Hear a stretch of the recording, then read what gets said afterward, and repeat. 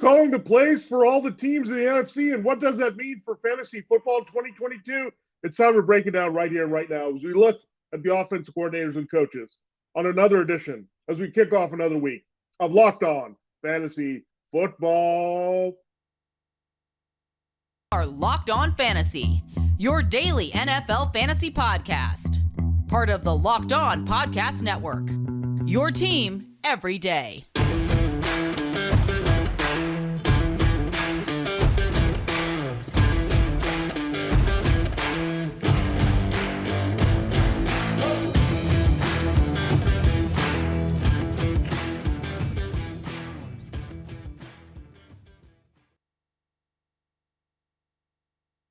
Greetings, everyone, and welcome to another edition of the Locked On Fantasy Football Podcast. As usual, I'm your host, Vinnie Iyer. When I'm not doing this, I'm writing about NFL and fantasy football, mainly for sportingnews.com. Check it out. There's a little bit of quiet on the content front right now. We're waiting for teams to get into training camp. They'll first have to go through mandatory minicamp, but rather quiet as the teams are kind of resetting. But it's time for us to reset a little bit and continue our look at the advanced scouting that you need to know for fantasy football. The drafts are still a little bit while away. We're almost into June, so late August, good time to draft your teams, and we'll be there soon enough here for fantasy football. But what we have to do first is look at the offensive coordinators / play callers for all 32 teams, give you an idea of what the goals are based on their offensive personnel. So we'll do that. There are quite a few changes. There's some that are pretty much status quo here, and we know what we're going to get from the offenses going forward, but an update. So we're going to go all around the NFC. We'll go in alphabetical order, start at Arizona, go to Washington there to give you an idea of what these offenses are feeling and what style of plays you can expect from these teams. And then we'll do that with the AFC teams. We'll go the same way from Baltimore to Tennessee. So looking at all 32 teams in 2 days here on Locked On Fantasy Football. Thanks for making Locked On Fantasy Football your first listen every day. We're free and available to you on all platforms. All right, let's dive right into the Cardinals here. They lead it off, Arizona, and then we'll get to Atlanta, and then again end on Washington on today's show. Cliff Kingsbury is still the man in charge here. Now, some people look at the Cardinals offense as being kind of wide open and just being this team that wants to spread the ball and chuck it around, but interesting, you look at their dedication to the tight ends, bringing back Zach Ertz and Max Williams, and you added a tight end in the draft there, Trey McBride. So they love the 12 personnel looks in Arizona. They want to spread the field as well at times. I think it's more there's no set way that they want to get it done. But running is a very important thing of what Arizona does. Power running, open things up with James Conner, also the legs of Kyler Murray. So a lot of that is not changing too much. They have looked at different things behind. Now, James Conner with Chase Edmonds gone. So I don't know if they're going to be a pure power running team, but they lose Christian Kirk. They do get Marquise Hollywood Brown, so that gives them another threat to stretch the field. DeAndre Hopkins has a suspension slowing down a little bit. AJ Green already showed signs of that last year. So I think you look at Brown giving them the vertical element they want. So it's a little bit of everything you're getting. It's spreading the field horizontally and vertically to get the right matchups, whether you're running the ball. There's a lot of lanes that open up from their schemes here because they're blocking. We talked about the offensive lines and ranked them in the NFC. They were kind of middle pack to lower here with their group. So they kind of do it with misdirection schemes that bring in extra blockers from tight end, just stretching the field to create the mismatches there. And it's kind of an old school college approach that we've seen. Spread it out a little bit, gives them running lanes, but also gives them passing lanes and windows that are very favorable to the quarterback. So, again, a good balance of everything you're going to get from the Cardinals here from Kingsbury. Kyler Murray is the chess piece, appropriate because he's a top chess player that Kingsbury moves around and uses to play off everyone else here. But tight end's definitely a big part of what the Cardinals really want to do here, as much as the wide receivers in Arizona. All right, let's go to Atlanta. And a lot to learn here from Arthur Smith. Now, what he did in Tennessee was simple. Power running, set it up, play action, throw downfield, but he had Derrick Henry in the backfield. He's had to adjust quite a bit because Cordarrelle Patterson had to be his feature back last year. Mike Davis didn't pan out, so he's gone. Now the Falcons trying to be more consistent about running the ball. They might put Cordell Patterson in a traditional wide receiver role. They need him a little bit here. So, but he's inventive. We know that. Arthur Smith. He's going to find the ways to get it done. Dave Ragone, a former quarterback in Louisville, he remains the offense coordinator. But Smith is going to be calling the plays, much like Kingsbury in the head coaching capacity in Arizona. So, really, it's about trying to get the best players in best position to succeed. Now, that player right now is Kyle Pitts, without a doubt. Cordell Patterson, a big part of what they do. But and wide receivers pretty bare here when you look at it beyond what we had last year. I mean, there's no Calvin Ridley, there's no Russell Gage. So now you're already down to Olamide Zaccheaus, Brian Edwards, so these other guys that are kind of filling in the roles here to produce in the passing game. So what you're basically seeing for the Falcons is a lot of Pitts. He's going to be centerpiece, and a lot of trying to get Patterson the ball in different ways. And again, may be needed more of that traditional wide receiver role. That could open up the door for Damian Williams, a good swing backup for many teams, including the Chiefs and Dolphins. Last year he was with the Bears, so you might get some opportunities here. You also have Tyler Allgeier, who is a power back out of BYU, straight up pound it. So maybe get some big plays here downfield. But Falcons looking for bodies here to produce in the downfield passing game. It's going to be tough with Arthur Smith. I like his system, but the personnel could be a lot better to aid him there. The offensive line, we'll talk about them. Not as good as you think, even though they have a lot of veteran experience there with Jake Matthews and the rest. So, again, Arthur Smith would like to run the ball and be creative with getting the ball downfield, but again, it doesn't line up necessarily right now with personnel, especially Marcus Mariota, quarterback, who not known for being a strong arm guy and pushing it downfield. He's more known for short to intermediate accuracy. You might also have some wrinkle of running with Mariota that comes into play a little bit more, where that was not a factor at all with Matt Ryan.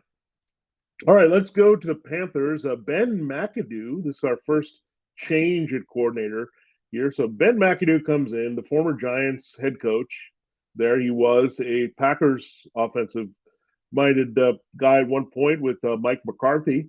And he has a lot of the classic West Coast principles. I mean, short to quick, get the ball out to your playmakers as quickly as possible. And that would line up with where the team is right now with their players. And DJ Moore is a great run after the catch guy, can make big plays happen, can stretch the field at times. Robbie Anderson trying to find his role here. We might see a little bit more of Terrace Marshall Jr. in a key role. But you also have Rashard Higgins, who's a good technical route runner, short to intermediate, had that kind of reputation with the Browns. So you have Higgins and Moore that fit in more with what McAdoo wants to do than Anderson.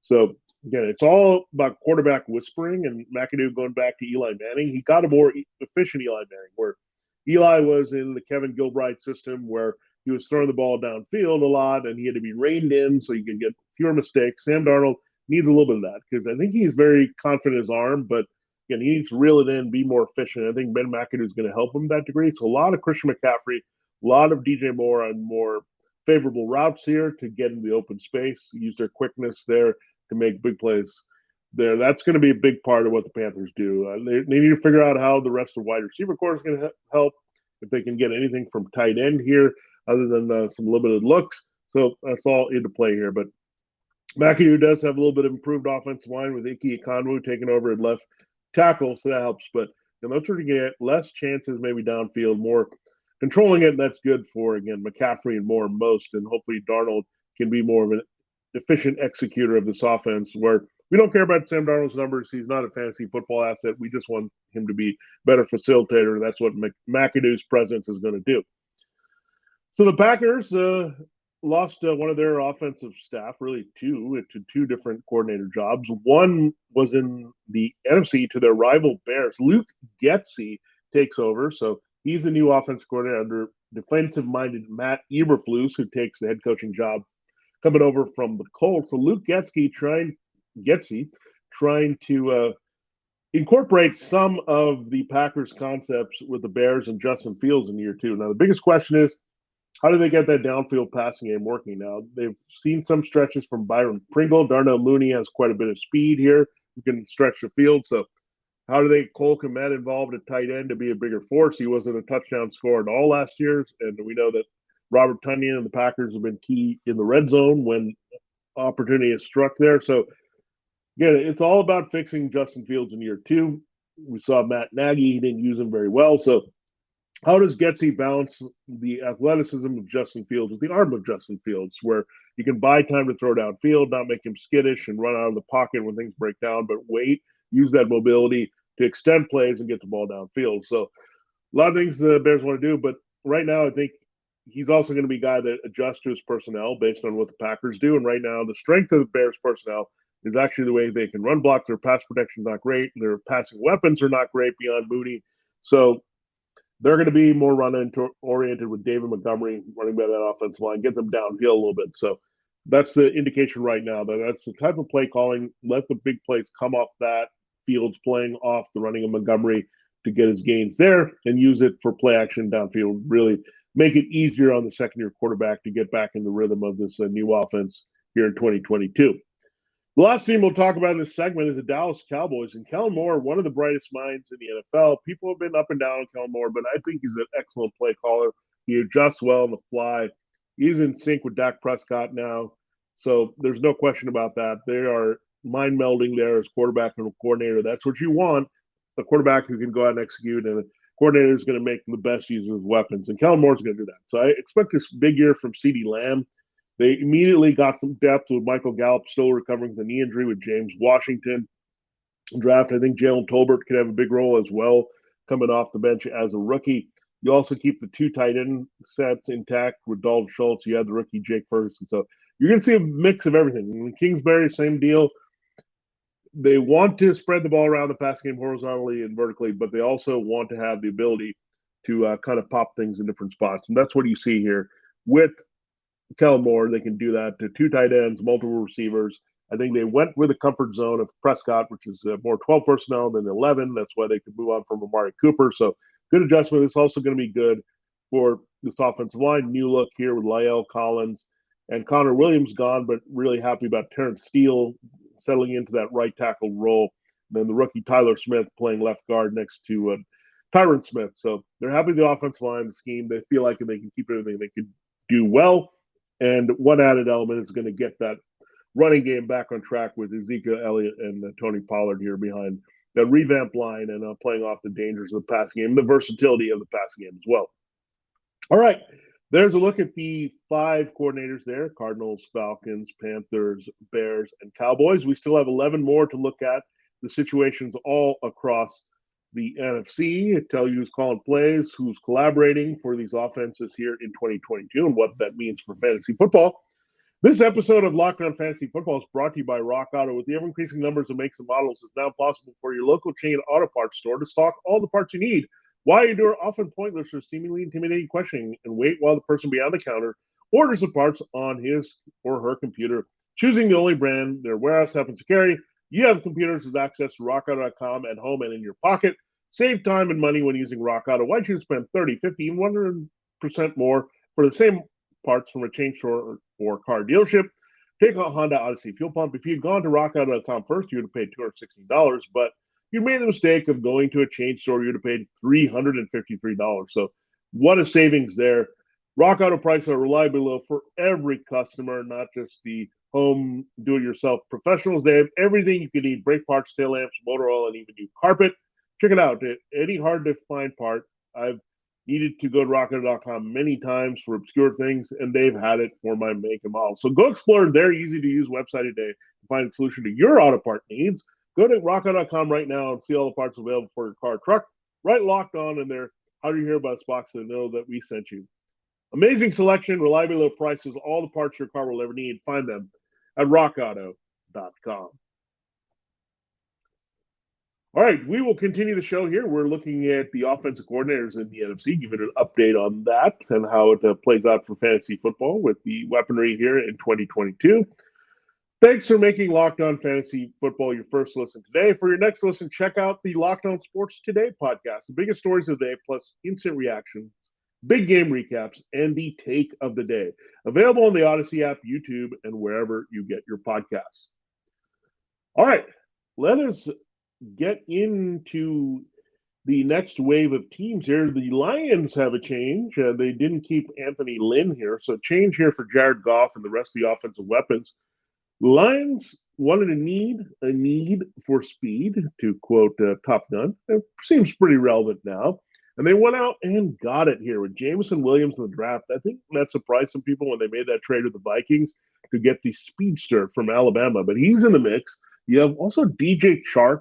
We've talked about him, intermediate good receiver, but also some big play capacity here that he's had going back to LSU. So you get Chark and Williams on the outside. Amon-Ra St. Brown already doing some things in the slot. You already have TJ Hawkinson, who's a bit of a field stretcher. So trying to get that speed going, and then it all comes together with the quickness also that you're offered in the backfield with DeAndre Swift. So Ben Johnson's got to put all these pieces together. He can lift Jared Goff into some decent production here. So Goff, short to intermediate strength, deep ball is always a question mark. That's why we had the upgrade in Los Angeles when they made the trade, big time trade to upgrade from Goff to Stafford. It worked out really well there. So Goff, again, needs to be a facilitator, much like we talked about Sam Darnold there in Carolina. Facilitate, get the ball in the hands of these playmakers. They can all make things happen. And Williams should be available at some point here. They think he's going to be ready for training camp, at least to get out there in week one to have that element. But there are a lot of things here that can work. So Lions offense has a lot of promise. I think Ben Johnson is going to push them in that direction. Really helped by one of the best offensive line, best collection of skill players that no one talks about here in Detroit. So watch out for this offense getting into a new gear here with Johnson with Goff at the controls. All right, we go to Green Bay. Green Bay had a change in offense coordinator. They lost Luke Getsy, one part of their staff, to the Bears. They lost Nathaniel Hackett to the Broncos as the new head coach. He was the former offensive coordinator. He also was joined by Justin Outen, the former tight ends coach in Green Bay. So they had to promote within. Adam Stevanich is the new offensive coordinator.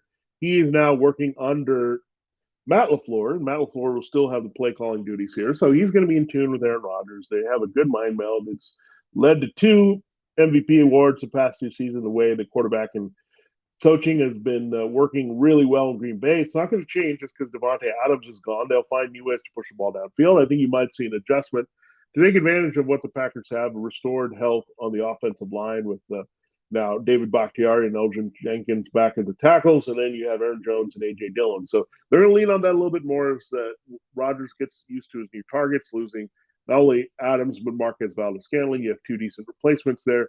Christian Watson, they're the rookie out of North Dakota State. You have also Sammy Watkins trying to fit in this mix, and Randall Cobb, Amari Rodgers, and the other returning targets here for the Packers. So a lot of things to work with for Green Bay. They'll adjust, but you figure they'll be a little bit more lean to the run, kind of where LaFleur's head was at in the first season with Aaron Rodgers, where Rodgers' numbers were a little bit curved. I think they can stay up, but also push the numbers up for the running back. So Aaron Jones and A.J. Dillon in a good spot in this transition here for Green Bay. All right, let's go to Los Angeles. No change there at the top. Sean McVay is still your offensive-minded head coach and play caller. He is an excellent play caller. We know that. He's meticulous. He's detailed. He knows how to use his personnel really well, and it added up to a Super Bowl last year. He's got his ace receiver, Cooper Kupp. Now he has his other guy that he likes, Allen Robinson, being a red zone threat there, replacing Robert Woods and Odell Beckham Jr., that key number 2 role.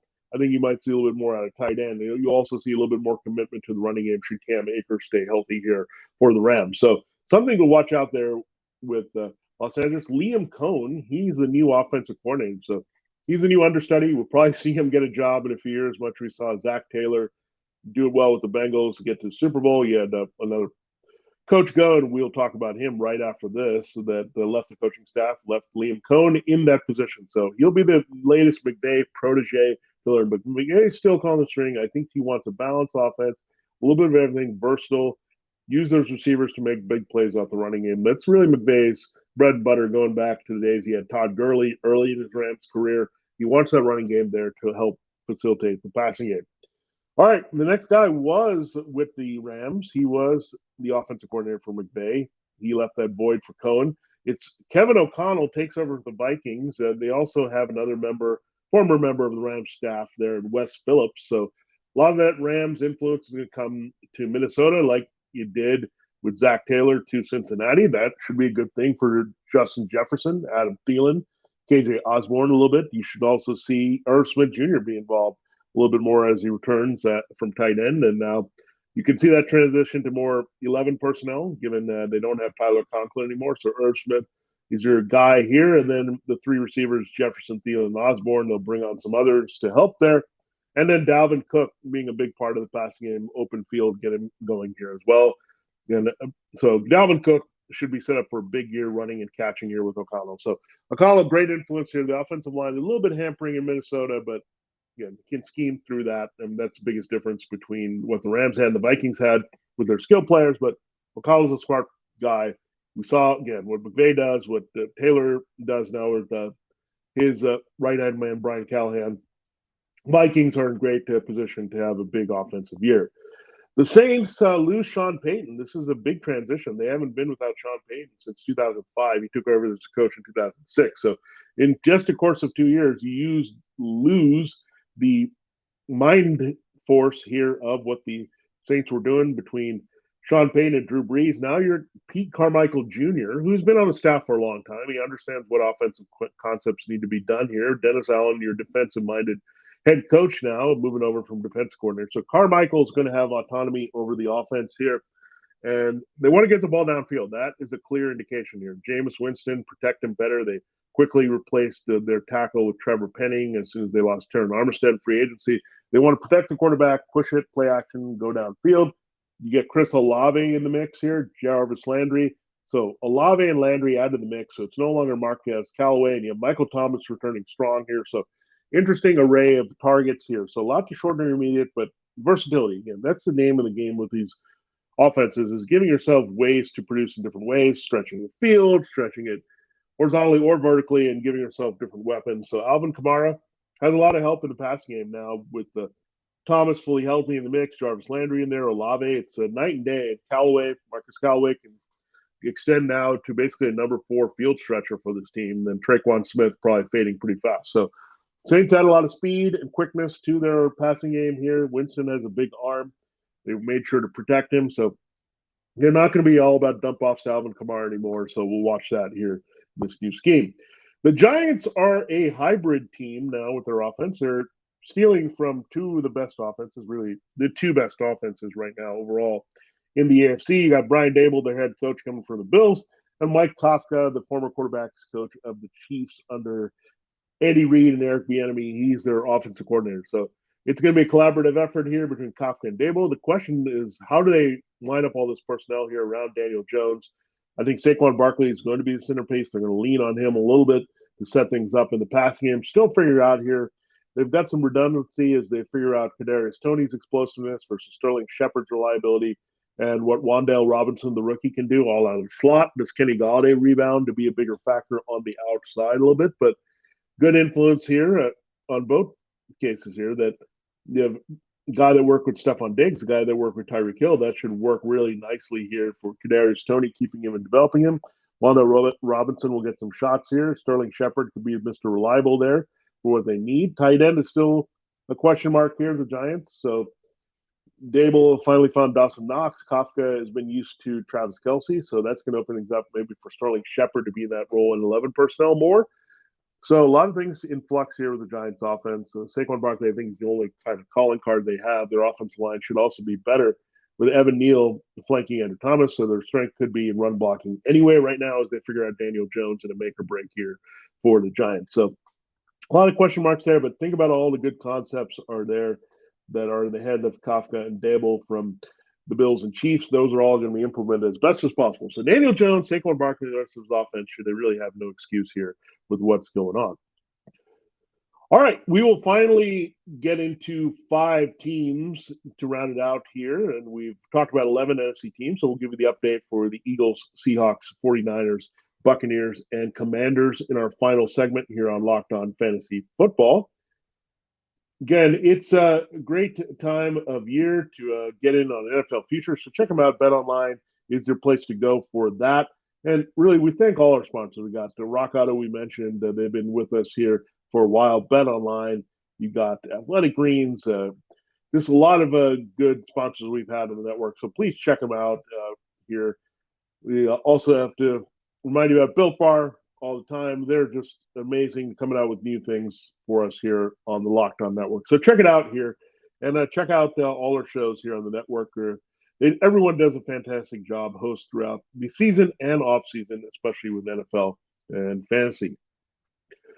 All right, We will now close the show looking at the final 5 offensive coordinator situations in the NFC as they set up for 2022 and what that means for fantasy football.